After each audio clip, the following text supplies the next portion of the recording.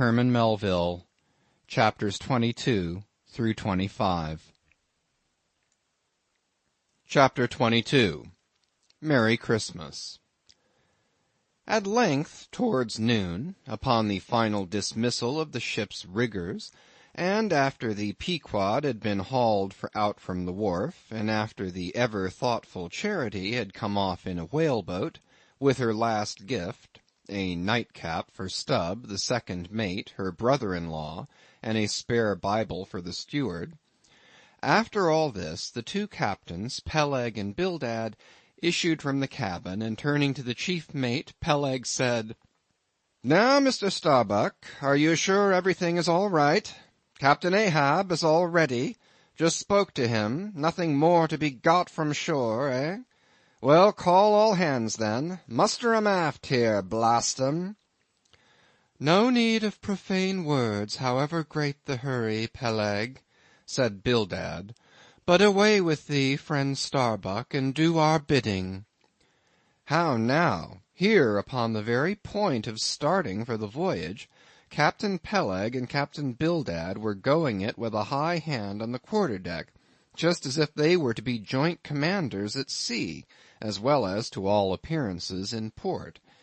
And as for Captain Ahab, no sign of him was yet to be seen. Only, they said, he was in the cabin. But then the idea was, that his presence was by no means necessary in getting the ship under way, and steering her well out to sea. Indeed, as that was not at all his proper business, but the pilot's, and as he was not yet completely recovered, so they said, therefore Captain Ahab stayed below. And all this seemed natural enough, especially as in the merchant service many captains never show themselves on deck for a considerable time after heaving up the anchor, but remain over the cabin table, having a farewell merry-making with their shore friends, before they quit the ship for good with the pilot. But there was not much chance to think over the matter, for Captain Peleg was now all alive. He seemed to do most of the talking and commanding, and not Bildad. "Aft here, ye sons of bachelors!" he cried, as the sailors lingered at the mainmast. "Mr. Starbuck, drive 'em aft!" "Strike the tent there," was the next order. As I hinted before, this whalebone marquee was never pitched except in port, and on board the Pequod for 30 years the order to strike the tent was well known to be the next thing to heaving up the anchor. "Man the capstan! Blood and thunder! Jump!" was the next command, and the crew sprang for the handspikes. Now in getting under way, the station generally occupied by the pilot is the forward part of the ship. And here Bildad, who, with Peleg, be it known, in addition to his other officers, was one of the licensed pilots of the port, he being suspected to have got himself made a pilot in order to save the Nantucket pilot fee to all the ships he was concerned in, for he never piloted any other craft. Bildad, I say, might now be seen actively engaged in looking over the bows for the approaching anchor, and at intervals singing what seemed a dismal stave of psalmody to cheer the hands at the windlass, who roared forth some sort of chorus about the girls in Booble Alley, with a hearty good will. Nevertheless, not 3 days previous, Bildad had told them that no profane songs would be allowed on board the Pequod, particularly in getting under way, and Charity, his sister, had placed a small, choice copy of Watts in each seaman's berth. Meantime, overseeing the other part of the ship, Captain Peleg ripped and swore astern in the most frightful manner. I almost thought he would sink the ship before the anchor could be got up. Involuntarily I paused on my handspike and told Queequeg to do the same, thinking of the perils we both ran in starting on the voyage with such a devil for a pilot. I was comforting myself, however, with the thought that in pious Bildad might be found some salvation, spite of his 777th lay, when I felt a sudden sharp poke in my rear, and turning round was horrified at the apparition of Captain Peleg in the act of withdrawing his leg from my immediate vicinity. That was my first kick. Is that the way they heave in the merchant service? He roared. Spring, thou sheephead, spring and break thy backbone. Why don't you spring, I say, all of ye? Spring! Quohog! Spring, thou chap with the red whiskers. Spring there, Scotch cap. Spring, thou green pants. Spring, I say, all of ye, and spring your eyes out. And so saying, he moved along the windlass, here and there using his leg very freely, while imperturbable Bildad kept leading off with his psalmody. Thinks I, Captain Peleg must have been drinking something to-day. At last the anchor was up, the sails were set, and off we glided. It was a short, cold Christmas, and as the short northern day merged into night, we found ourselves almost broad upon the wintry ocean, whose freezing spray cased us in ice as in polished armor. The long rows of teeth on the bulwarks glistened in the moonlight, and like the white ivory tusks of some huge elephant, vast curving icicles depended from the bows. Lank Bildad, as pilot, headed the first watch, and ever and anon, as the old craft deep-dived into the green seas, and sent the shivering frost all over her, and the winds howled, and the cordage rang, his steady notes were heard. Sweet fields beyond the swelling flood stand dressed in living green, so to the Jews old Canaan stood, while Jordan rolled between. Never did those sweet words sound more sweetly to me than then. They were full of hope and fruition. Spite of this frigid winter night in the boisterous Atlantic, spite of my wet feet and wetter jacket, there was yet, it then seemed to me, many a pleasant haven in store, and meads and glades so eternally vernal that the grass shot up by the spring, untrodden, unwilted, remains at midsummer. At last we gained such an offing that the two pilots were needed no longer. The stout sailboat that had accompanied us began ranging alongside.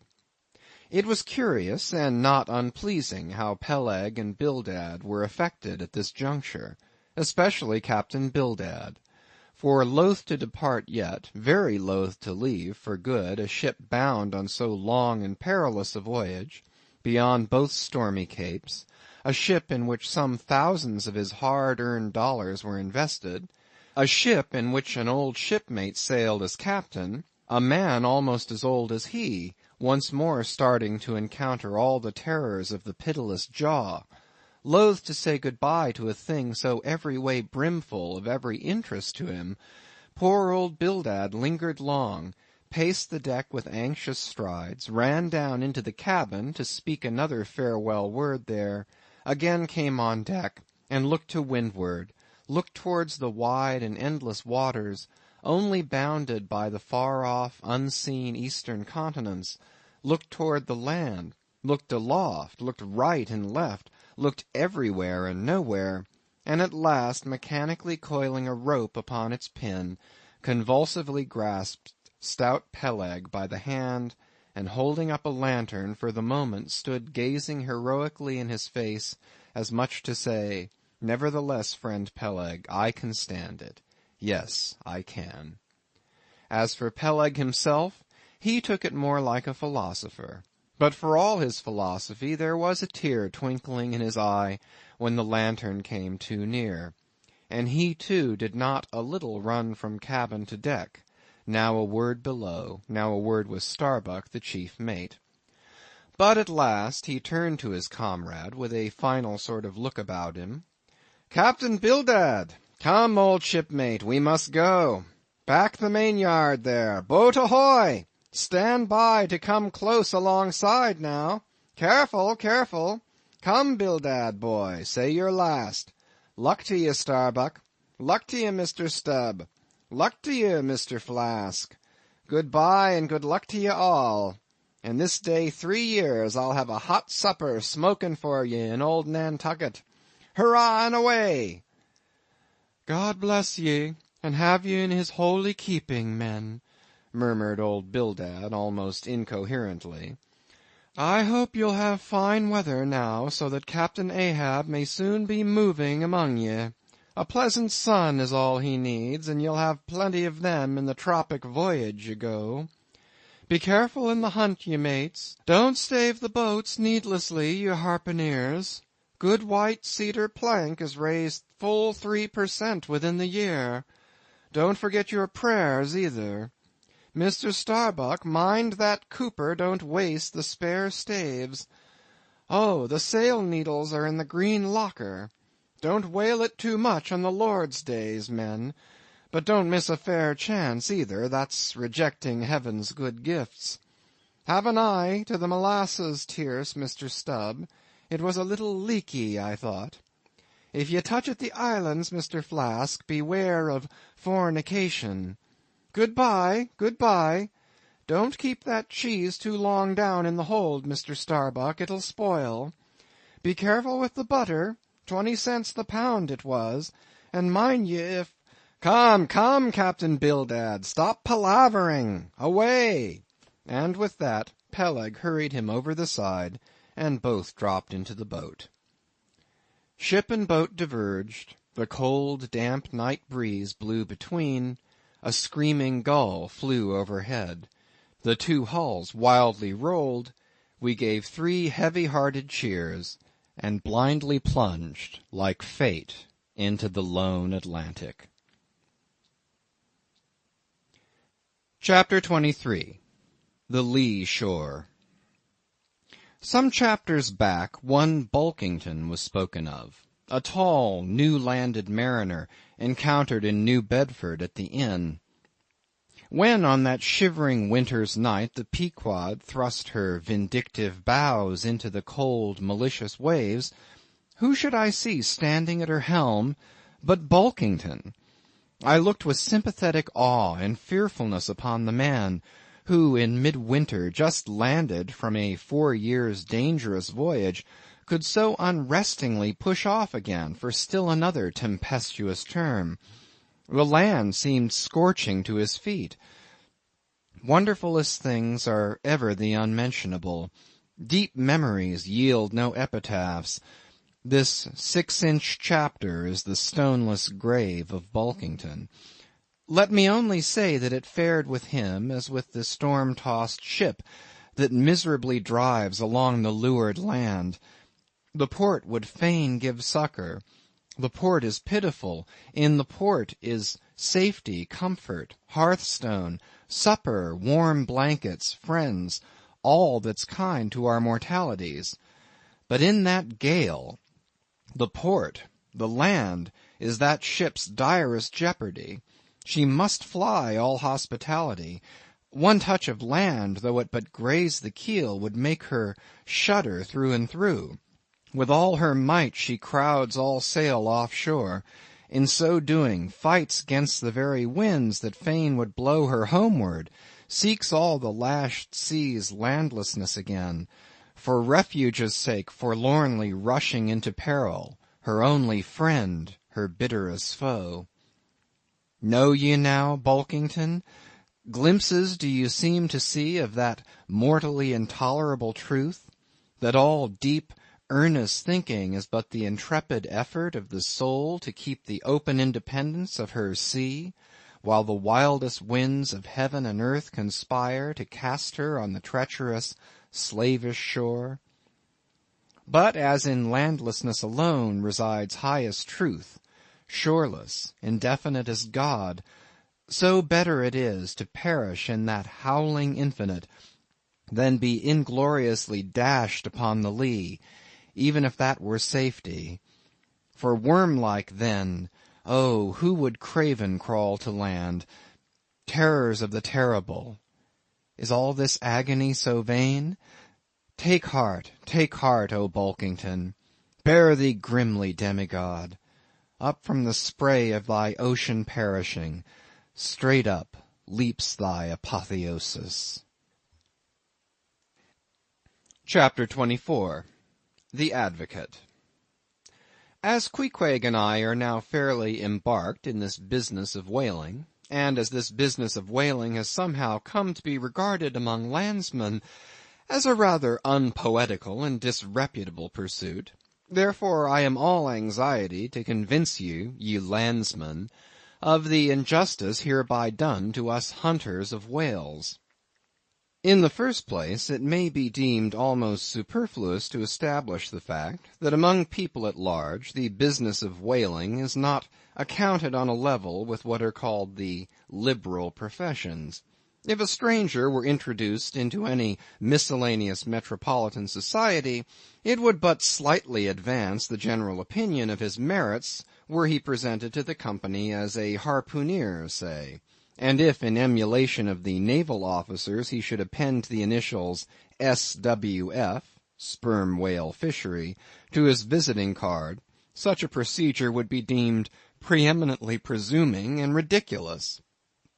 Doubtless one leading reason why the world declines honoring us whalemen is this: they think that at best our vocation amounts to a butchering sort of business, and that when actively engaged therein we are surrounded by all manner of defilements.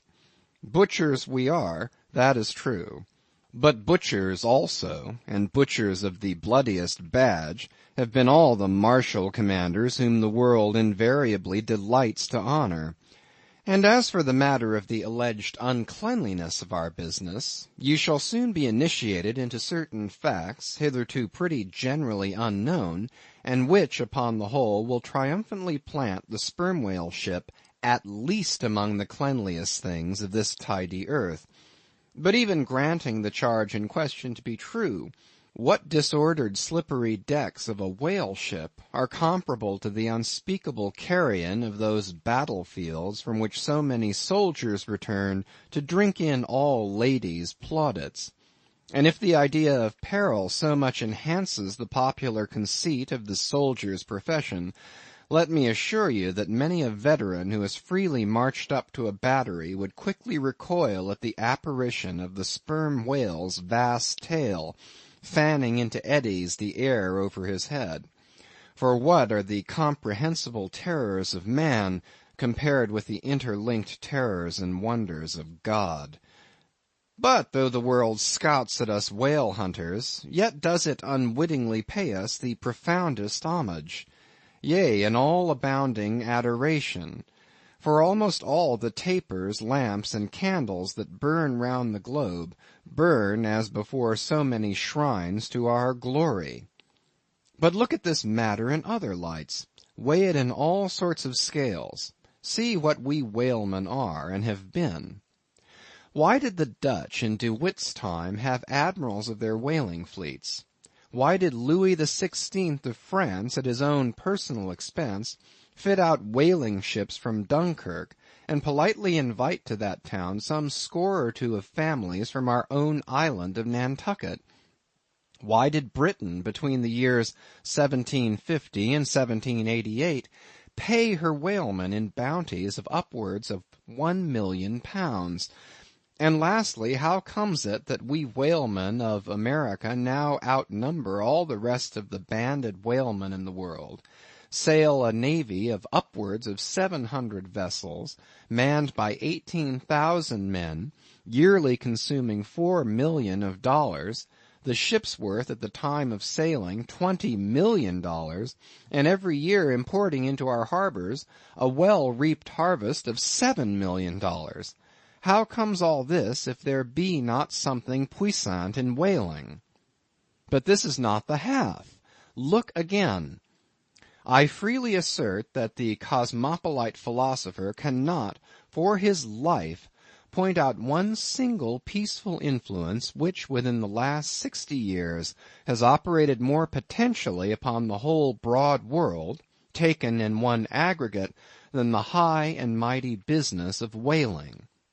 One way and another it has begotten events so remarkable in themselves, and so continuously momentous in their sequential issues, that whaling may well be regarded as that Egyptian mother who bore offspring themselves pregnant from her womb.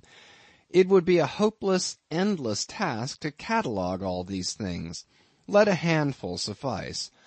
For many years past the whale ship has been the pioneer in ferreting out the remotest and least known parts of the earth.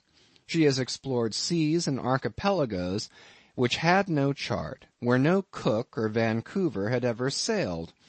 If American and European men of war now peacefully ride in once savage harbors, let them fire salutes to the honor and glory of the whale ship, which originally showed them the way, and first interpreted between them and the savages. They may celebrate as they will the heroes of exploring expeditions, your Cooks, your Krusensterns, but I say that scores of anonymous captains have sailed out of Nantucket that were as great and greater than your Cook and your Krusenstern.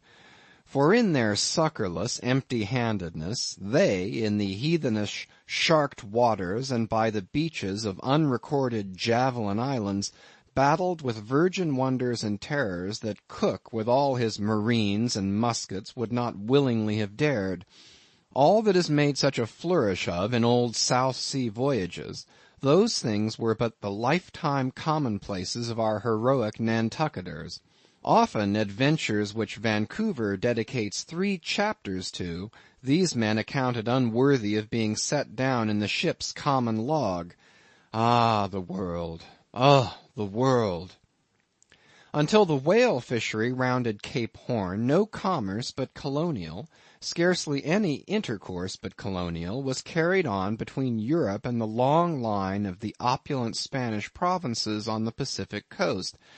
It was the whalemen who first broke through the jealous policy of the Spanish crown touching those colonies, and, if space permitted, it might be distinctly shown how from those whalemen at last eventuated the liberation of Peru, Chile, and Bolivia from the yoke of old Spain, and the establishment of eternal democracy in those parts. That great America on the other side of the sphere, Australia, was given to the enlightened world by the whaleman. After its first blunder-born discovery by a Dutchman, all other ships long shunned those shores as pestiferously barbarous. But the whale ship touched there. The whale ship is the true mother of that now mighty colony. Moreover, in the infancy of the first Australian settlement, the emigrants were several times saved from starvation by the benevolent biscuit of the whale ship luckily dropping an anchor in their waters. The uncounted isles of all Polynesia confess the same truth, and do commercial homage to the whale ship that cleared the way for the missionary and the merchant, and in many cases carried the primitive missionaries to their first destinations. If that double-bolted land, Japan, is ever to become hospitable, it is the whale ship alone to whom the credit will be due, for already she is on the threshold. But if, in the face of all this, you still declare that whaling has no aesthetically noble associations connected with it, then I am ready to shiver 50 lances with you there, and unhorse you with a split helmet every time. The whale has no famous author, and whaling no famous chronicler, you will say. The whale no famous author, and whaling no famous chronicler? Who wrote the first account of our Leviathan? Who but mighty Job? And who composed the first narrative of a whaling voyage? Who but no less a prince than Alfred the Great? Who with his own royal pen took down the words from Other, the Norwegian whale hunter of those times, and who pronounced our glowing eulogy in Parliament? Who but Edmund Burke? True enough, but then whalemen themselves are poor devils. They have no good blood in their veins. No good blood in their veins? They have something better than royal blood there.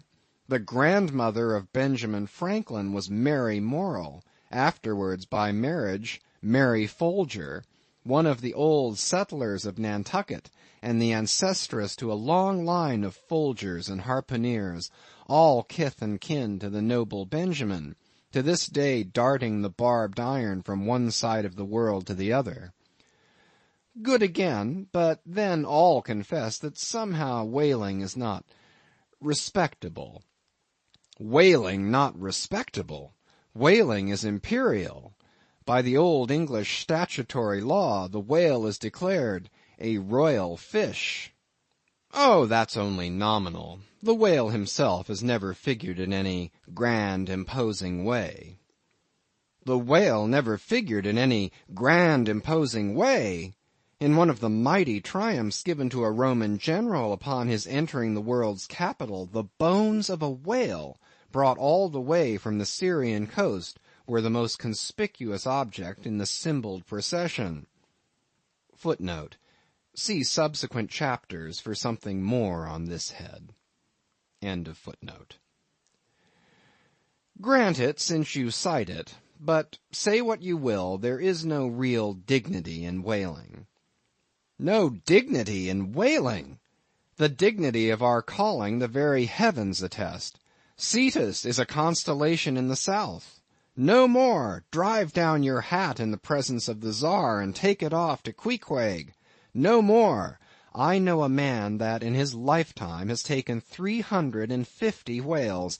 I account that man more honorable than that great captain of antiquity who boasted of taking as many walled towns. And as for me, if by any possibility there be any as yet undiscovered prime thing in me, if I shall ever deserve any real repute in that small but high hushed world which I might not be unreasonably ambitious of, if hereafter I shall do anything that, upon the whole, a man might rather have done than to have left undone, if at my death my executors, or more properly my creditors, find any precious manuscripts in my desk, then here I prospectively ascribe all the honor and the glory to whaling, for a whale ship was my Yale College and my Harvard. Chapter 25. Postscript. In behalf of the dignity of whaling, I would fain advance naught but substantiated facts, but after embattling his facts, an advocate who should wholly suppress a not unreasonable surmise, which might tell eloquently upon his case, such an advocate, would he not be blameworthy? It is well known that at the coronation of kings and queens, even modern ones, a certain curious process of seasoning them for their functions is gone through. There is a salt cellar of state, so called, and there may be a castor of state. How they use the salt precisely, who knows? Certain I am, however, that a king's head is solemnly oiled at his coronation, even as a head of salad. Can it be, though, that they anoint it with a view of making his interior run well, as they anoint machinery? Much might be ruminated here concerning the essential dignity of this regal process, because in common life we esteem but meanly and contemptibly a fellow who anoints his hair, and palpably smells of that anointing. In truth, a mature man who uses hair oil, unless medicinally, that man has probably got a quaggy spot in him somewhere. As a general rule, he can't amount to much in his totality. But the only thing to be considered here is this: what kind of oil is used at coronation? Certainly it cannot be olive oil, or Macassar oil, nor castor oil, nor bear's oil, nor train oil, nor cod liver oil. What then can it possibly be but sperm oil in its unmanufactured, unpolluted state, the sweetest of all oils? Think of that, ye loyal Britons. We whalemen supply your kings and queens with coronation stuff. End of chapters 22 to 25.